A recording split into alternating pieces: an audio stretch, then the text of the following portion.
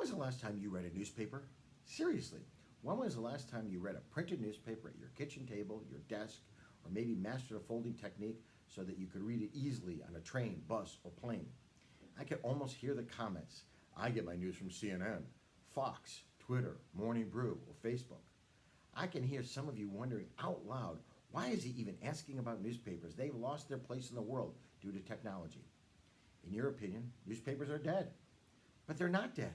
In fact, they're still being produced by great companies like the Wall Street Journal, New York Times, Economist, Financial Times. Some provide outstanding versions for your iPads or your computer. If you're going to be successful in business, it's critical that you widen your scope of knowledge in order to broaden your outlook. Current events, science, sports, business, the economy, world affairs, even politics. It's critical that you constantly learn about local, regional, national, and the international community. The more you intentionally improve your general knowledge, the easier it will be for you to relate to other people's views and understand their perspectives. And when you understand other people's perspectives, even if it differs from yours, you can and will connect with them in a more meaningful way. Reading newspapers helps you form and develop opinions. It's known to sharpen your thinking skills. Best of all, reading enhances your vocabulary and improves your language skills. In short, reading a newspaper is good for you.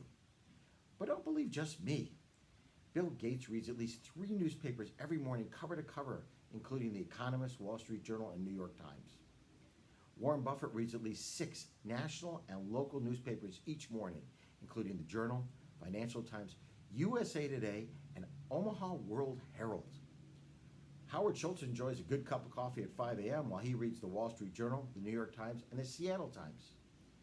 Richard Branson also gets up at 5 a.m. to get a head start in his reading.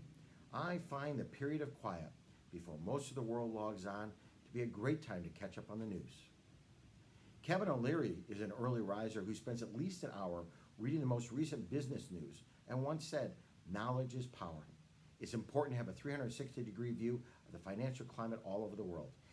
Even Scott Adams, the guy who created the Dilbert comic, gets up at 5 a.m., eats a protein bar, and reads Business Insider and other political news for inspiration and to prime his brain for creativity. No matter if the news is exciting, tragic, interesting, trivial, even troubling, it's likely to be the topic of conversation between your friends, your family, your colleagues, and even clients during the coming days. So read a newspaper. I suggest carving out a 20-minute time slot each morning to read up on what's happening around you. Don't just jump into emails. Arm yourself with information, ideas, and perspectives. It'll help you be better in business. If you're enjoying these videos, please do me a favor. Like, comment, or share them with others.